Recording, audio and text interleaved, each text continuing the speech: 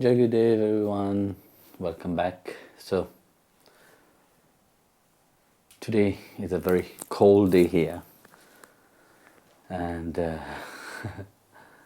really it seems that winter don't want to leave us. And sometimes it's a nice day, but it's good for the plant.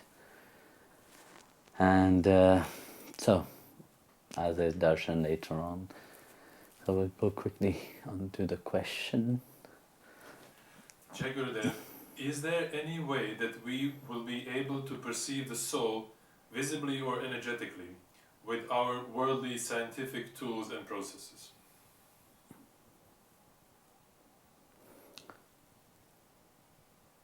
To view the soul, when we talk about viewing the soul, we are talking about something which is etheric, it's not visible for these human eyes. Those who have been blessed with divine eyesight, of course they could view the soul. But how many people have had that experience? So, firstly, you have to understand your physical eyes is bound by limitation, because your physical eyes is material. So something which is material will see only the material reality. So it can't see something which is beyond. Same thing when we talk about the chakras inside the body, or the etheric body itself. It is not when you cut open the body you will see that there is places of the chakras are there. It is not in the physical realm. It is into the spiritual realm. So once you have attained to that level of spirituality, yes, then the soul become visible also. So it is the transformation of the eyes itself from the material eyes into the diviner eyes. How you perceived that.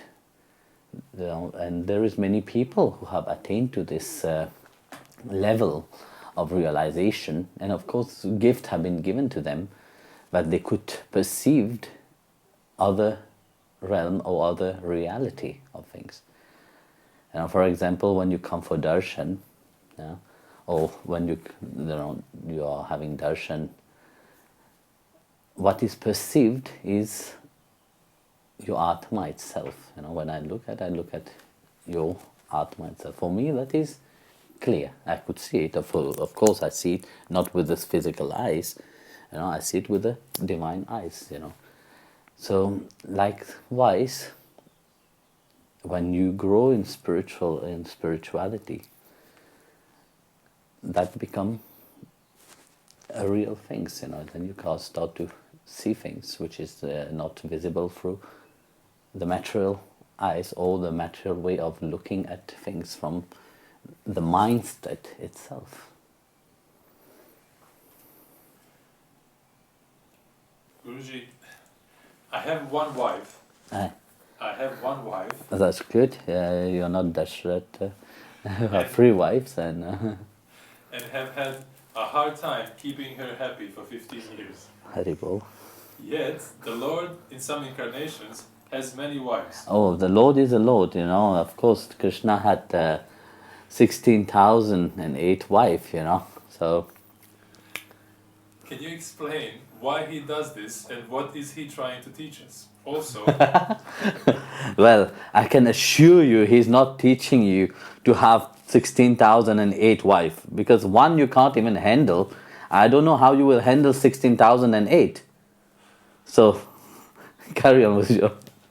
Also, can he give us some advice on how he kept so many wives happy all the time? You have to see one thing. When Krishna had, firstly I will tell you, when Krishna had 16,000 wives, he subdivided himself into 16,000. Each wife have their own palace, and each one have their own Krishna with them. So of course, when each one have Krishna with them, their personal Krishna with them, they can be happy. And I'm sure how he keep them happy is just to keep quiet and smile and entertain them, like what you have been doing for 15 years. So,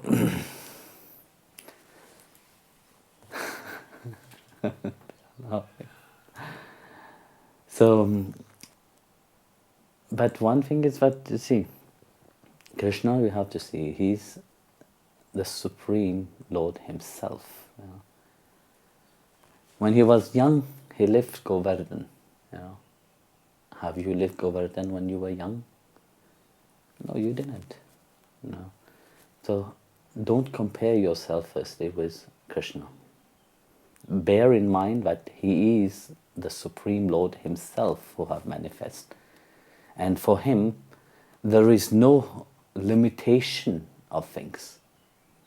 You know, even if there will be 10,000 or 100,000, he will have manifest himself, because he is an indweller of each one, and from inside he manifests himself equally. And one thing else, you see, these wife of Krishna, their only aim is to serve Krishna, for the pleasure of Krishna, for the happiness of Krishna. Of course, because of that, Krishna is also there with them. They are fully absorbed, you know, with him, with their relationship, you know, with him. So for me, when talking about these wives are great yogis, you know, from many lives. They have having great penance they have done for thousands of lives, you know. They have only one aim, to entertain that dearness with him. Now, so that's why Krishna fulfilled their wish also. But whereas those mind which is fully absorbed into the world, you know, which is running into fulfilling one desire unto the other, they are not free. You see, as much as one will fulfill one desire, there will be another desire. In Bhagavad Gita, actually, you know, chapter 2, verse 70, you can see that, where Bhagavan said, you know, just as the sages, you know, whose mind is fully absorbed, you know, in me, you know, like their mind is fully absorbed in me. They are not disturbed by anything around, you know. So just like the rivers flow into the ocean, but the ocean is not disturbed by anything. So here he gives you a state of the mind itself, you know, of a realized being, you know, a state where one is not running behind fulfilling desires, but one is fully satisfied with that peace inside. What he said, you know, those whose mind is like that, they attain that peace. They are in peace with everything, you know, but they are not disturbed, you know, like nowadays when you look at people, they are fully disturbed about everything around, you know. So fulfilling one desire, you know, when we look at the world, the material world nowadays, it's consuming, you know, reality. You know, it's a mass production reality. You know, it's a reality which is in constant need of fulfilling the need of others. You know, so people, when we look at how the world is functioning, you know, you see how people are. You know, when you walk on the street, you know, are they in peace? No, they are not in peace, because they are constantly searching. They are constantly thinking, how should I be happy?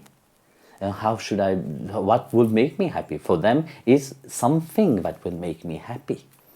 You know, they don't find this happiness by associating with a holy person. They don't find that association by going and find spirituality. You know, they are looking for something outside of that.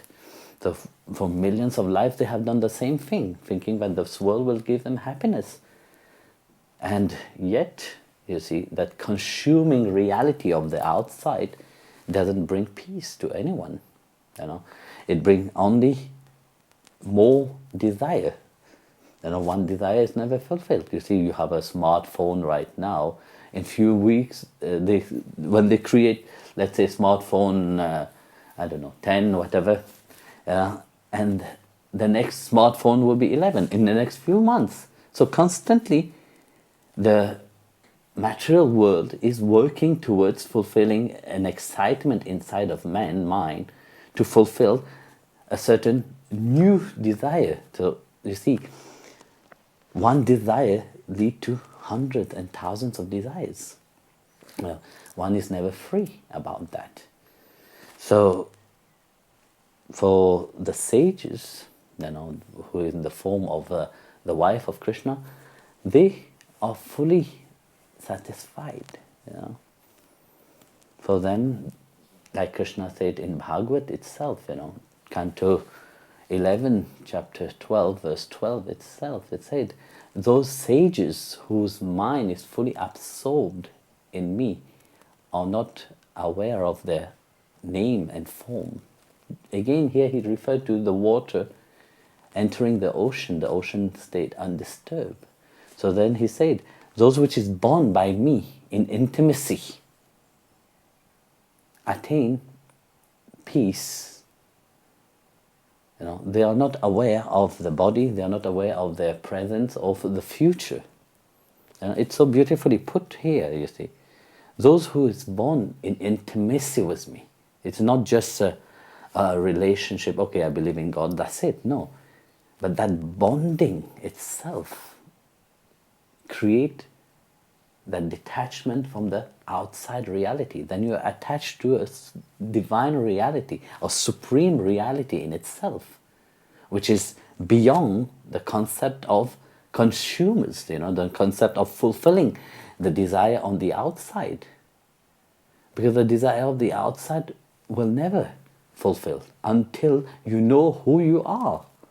You can be happy with your wife, appear to be happy, or no, in your question you said you have never been able to fulfill, make her happy. But you will never be able to make somebody else happy.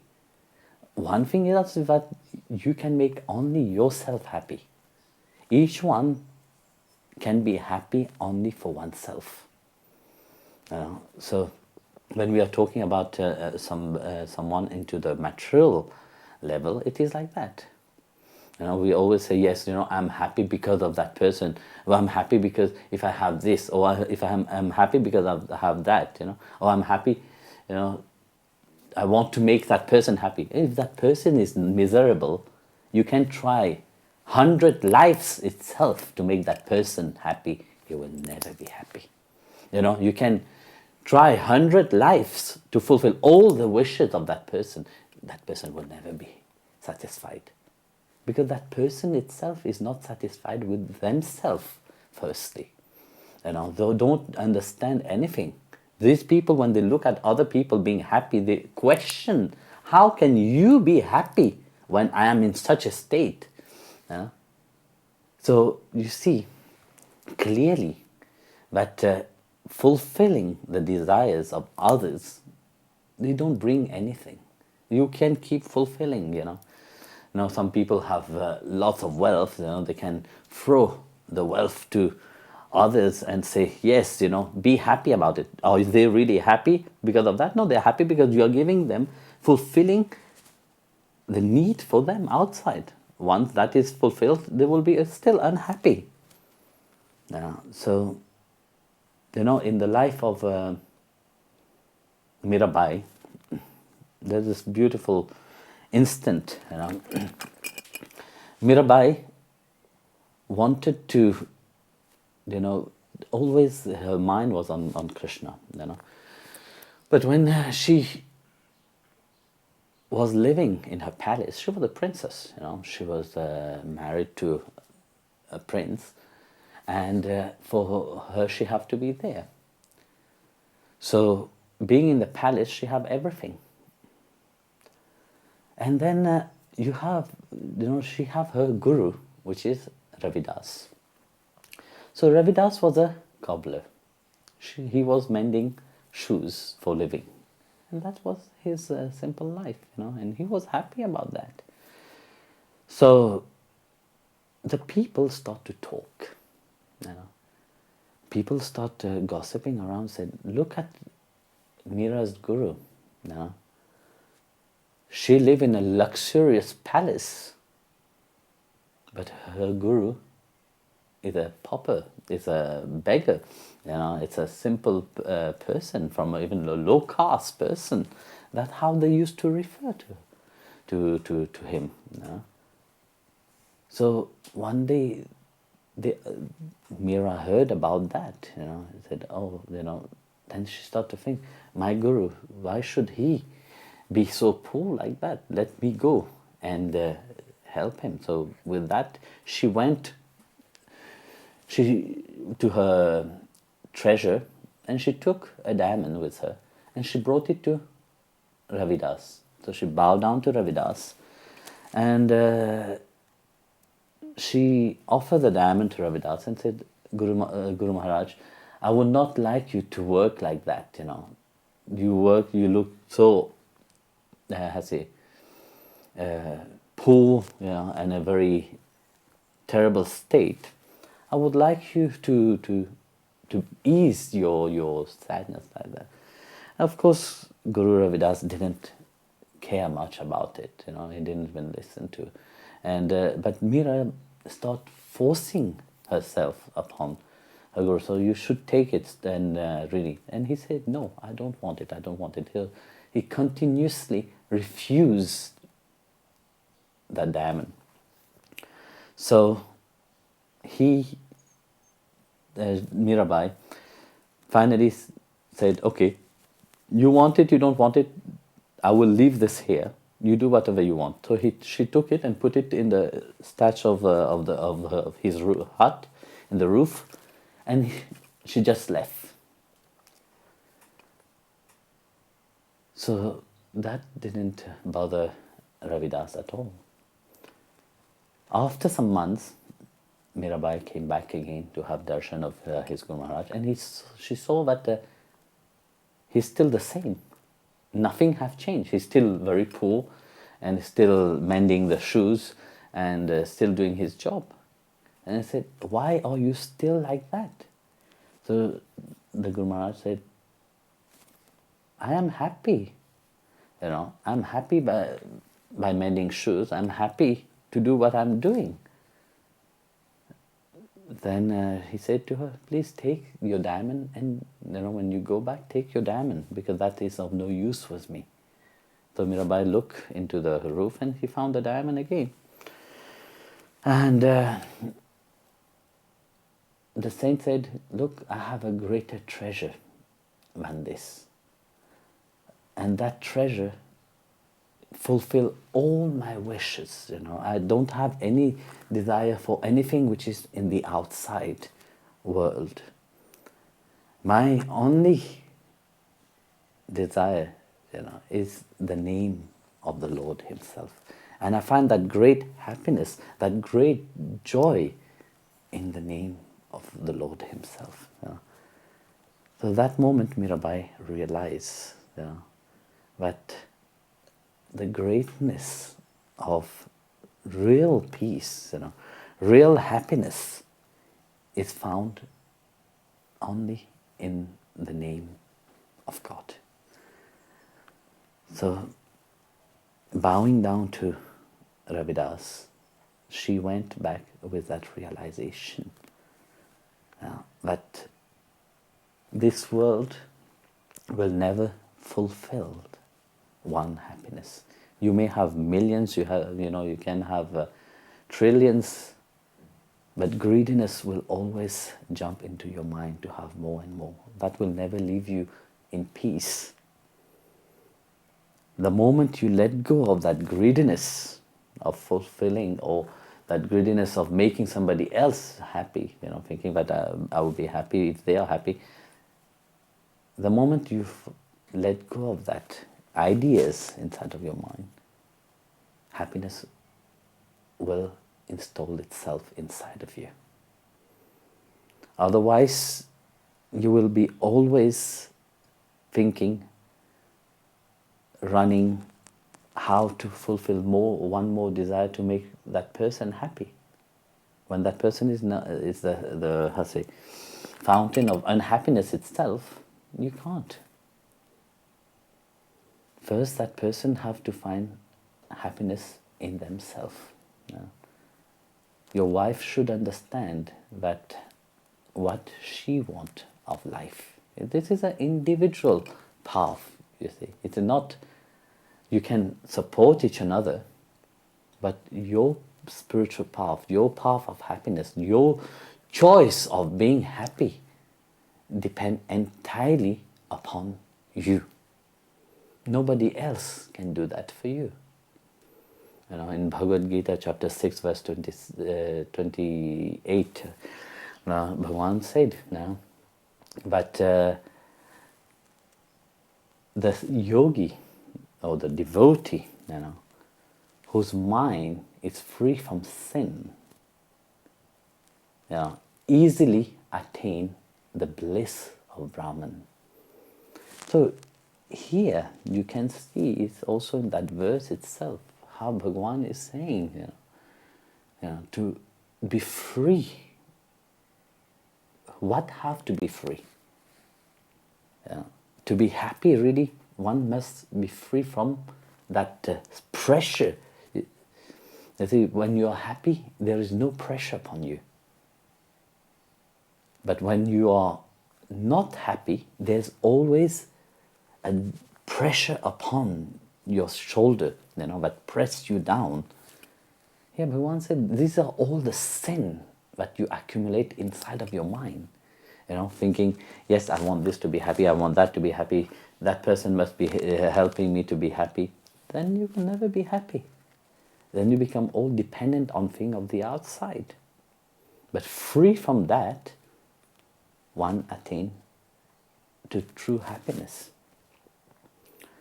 So like that, you see, as long as you said 15 years you've been trying, even hundreds and thousands of life, if you keep trying, you will never be able to make somebody, whether it is your wife or whoever it is, happy. The best way is to let them be how they are. Be happy yourself. More you are happy, more that the happiness will become contagious, and will start falling upon your wife also. And maybe in life, because of your association with you, she will start to be happy. So, firstly, be happy yourself. Guruji, you mentioned the importance of friendship, but especially with devotees, I feel that my commitment to friends depends on how much they are standing by you and by your teachings. If they drift from you, I feel less connected to them. Is this a wrong attitude to have? Well, if they drift from the path, then it's better to keep away from them. Then they are not your friend. They are just a pretender who have always pretend. So, in that context, the association is very important. As somebody is drowning, it is said that when you see somebody drowning, you should not give your hand to that person. Find a stick around or a rope, hand over this to that drowning person. Because if that person is drowning, by you giving your hand, he will pull you also into that same state. So then you yourself will lose yourself into that. It's the same concept, you see. If somebody have drifted from the path, have fallen from the path, the best way is to finish all contact with that person. Because that person is drowning itself into delusion and into Maya itself. So why should you entertain the delusion of such person? Because most of the time when somebody fall out from the path, you see, it is due to their misconception of things. And that misconception of things also, they would like to entertain that misconception by drifting others also away from the path. So the best way is to keep away completely from such so-called friend. Because if they will understand truly the word, what it means to be friend, they will have a really deep understanding of their spiritual path or the path itself, So they have not understand anything. Like I said, their mind is fully saturated with nonsense, and the mind is fully absorbed into their misconception of things. So to avoid that, let them, maybe they have to go for a ride, like the prodigal son in the Bible. So until one day they realize that God have put them on a path, and then that is their path, they are most welcome to come back. So until that happens, the best way is to keep away from such people. So Guruji, you have spoken about why Shankaracharya and the Buddha taught what was needed for their time. But there are acharyas from different Vaishnava sampradayas who disagree and debate each other. How can Vaishnava acharyas come to different conclusions despite using the same scriptures? okay, now I don't really like this question, but as you ask, you see, there is many ways of seeing the truth. When the Vaishnavas, acharyas, each one are perceiving the truth in a different angle. And of course, very often, you see, because they are scholars, they like to use words, and they like to argue about words. If you analyze their talk, both of them are saying the same thing. But they put it in different concept. They put it, in each one fight for their own concept of things, and they want everybody to follow their own concept of things. And this is the sadness of it, because if you see that clearly, some argue Ram is the supreme reality of God, others say Krishna is the supreme reality of God, others say Narayana is the supreme reality of God. Depend on which part of India you are, each one will tell you that. You go to Ayodhya, they will say Ram is the supreme reality of God. They are Vaishnava. You go to Vrindavan, they say Krishna is the supreme reality of God. They are Vaishnava. You go to South India, say no, Narayana is the supreme reality of God. They are Vaishnava. So you see, all three are Vaishnava, but the concept of Vaishnavism is differ according to their region, according to their understanding. And of course, when you put them all together, one from the north will speak in a north way of seeing this according to their culture. You put one in the south, they will have keep the tradition, and who is enriched in the Vedic tradition itself. They will speak, but from the scripture point of view, from the south itself. So arguing about that, don't bring them nowhere. It bring only a clash between sampradayas. So this sampradaya will say, I am better because of my founding acharya have given this teaching, and the others will say the same thing. Of course, they have to honor the teaching of the founding sampradaya, the founding acharya, what have given, but not forgetting that both and all of them, if they are from the same, they are acharyas from the same tradition, Vaishnava tradition, one should not forget that we are talking about the same Supreme Personality. Now, we are not talking about a different personality of God, He may take different forms, he can take different names, he can do different leela. But he stayed one and the same. So, of course, the concept of different philosophy change, but we are talking about the same Supreme Lord Himself. So arguing upon words and trying to figure it out, this is like this and all this is like that, will not bring any changes in your relationship to God. Those who continuously observing things, inside of their mind, they are never free, because they are so much contemplating in arguing their own ideas. When would they have time to build a relationship with God? They don't. They miss out on that. And these people very often, they think that they are super great, because they are arguing, that because of the argument, they think that they are great. They think that they are great devotees itself, but they will never, they will not, they are fully liberated. No. They are just entertaining their own delusion, which they don't realize it.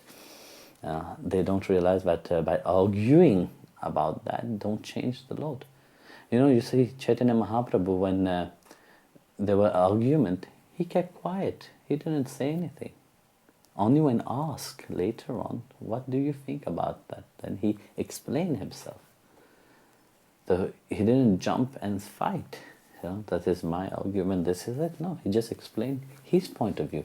And he gave a certain relevance to certain things. Like that, each acharya, you will see each saints have these qualities that they keep quiet. Because in argument, they know that it will not lead anywhere. Because you see, when you are in an argument, no one is ready to listen to anybody. That's it. Firstly, in an argument, one must learn to listen to somebody, their point of view, and have respect to that point of view. Then, of course, you can discuss about it. So discussing, doesn't mean that I'm here to refute your agreement, your understanding, or your way of seeing things. It have to be my way only, because my way is the best way. Very often you see that in many people. They have that anchored inside of them so strongly that their spiritual pride is so big, they forget. But for whom are they working? They forget about their relationship with God itself. So it's not that discussion is not possible. It is important to discuss, because discussion bring a certain understanding. But to have understanding, you must learn to listen firstly. So that's why you will see that each acharyas, they will speak a different ways, because different people also understand it according to their way or according to their level. So you will see that different acharyas in Vaishnavism itself will say different thing, but you have to see that they are saying it to their people. Their teaching should not be to you. If you are following your acharya, you should know about the acharya you should know the teaching of your acharya. And this is very important. If you know the teaching of your acharya itself, your guru itself, then that is the most important thing. There's a beautiful story which really tells this. It's about a swordman. So a swordsmith. There was this swordsmith who will make wonderful and very strong sword. And he was so well known around that people give him great respect for his skill. And wherever he will go, people will praise him. People will tell him how wonderful is your workmanship. So there was a king, and that king wanted to have a sword made in a very wonderful, he have the idea to make the best of all the sword that ever exists. So he invite the swordsmith to his palace, and he was so delighted to welcome him, and he was so happy to welcome him. But he said to the swordsmith, I will give you lots of gold, whatever you want, just name it, I will pay you. So this simple swordsmith, said, first let me do my work. So he asked for the things to make his work, to make the sword. And as he built the sword, after some times, when the sword was ready, the king came to receive the sword, and looking at that workmanship itself, he was so impressed, because this was unique in the whole world, and there is none who can make a second one like this. And the king started to praise the master who have teach the swordsmanship, and they start praying, said, oh, you must have a great master, please tell me. Then the swordsmanship said, the swordsmith said, no, I learn it by my own skill. You see, my father was a swordsmith, and I put in my mind that when I was small, that will be also my work. And I will give the best, I will give me fully into that skill of making sword. And so that was, that's how I learned. I learned through books, through others, swordsmith, and through their knowledge, And whenever I will read a book, I will always go to the point where there is the word sword being mentioned. And if ever there is nothing concerning the sword into that book, I will not read about it. I will put it away. And this is how I became, I get to know, I have that knowledge about sword in itself. And this is how I learned to be a swordsmith. So you see in the story, the end part of it is remind you that if you want to get better, you must know about your path itself. When you know about what your acharya teach you, of course then you can share it. And if ever you come into confrontation of that, then you know how to not defend yourself, what to answer to the people. So you see, like in your question itself, you see that different acharya, Vaishnava acharya, they know what they are talking. Each one knows about their own path and their own understanding of scriptures. Yeah. So you see, everybody will have a different understanding of scriptures. When, for example, you put somebody in front of you, and you put 4 people or 5 people around them, and tell the person to describe what you are seeing. So the same person which is in front of you, from each angle, each one will describe that person accordingly to what they see. And each one is right, because that's what they see. They are not wrong. So that concept of seeing the same truth, the same personality, but the description of each of the 5 people around will be completely different. And of course, if that 5 go into argument, of course they will just see what they see only. This reminds me of the story of the 5 blind men with the elephant. So 5 blind men was brought to an elephant and said to describe the elephant. So 5 blind men who have never seen an elephant don't have any idea what is an elephant. So first one hold the trunk and said, oh, it's like a snake. The other one hold the leg and said, oh, it's like a wall. The one hold the tail and said, oh, it's like a rope.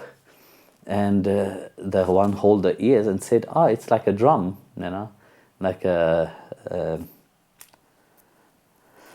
so like that, the one hold the body and said, oh, it's like a big tank, So all 5, doesn't have any ideas of how the elephant is, but each one are describing according to their own instant of what they could feel. Not forgetting that they are blind, they can't see. So how it's the same thing. So each 5 people which is there arguing about the same supreme reality, but each one knows only one part of that truth itself according to where they are standing and what they are seeing. So like that, you see, they can argue, but they will argue only to one aspect only, to one facet of that supreme reality. So if you could take the best out of everyone, to take the best out of everyone, but take what you can handle and what you can understand. Like I said, you see, going in argument with people will not lead to anywhere. It will not lead one anywhere because one is not ready to listen. If you want to go in argument, it's better to learn to listen firstly. So, Jai Gurudev.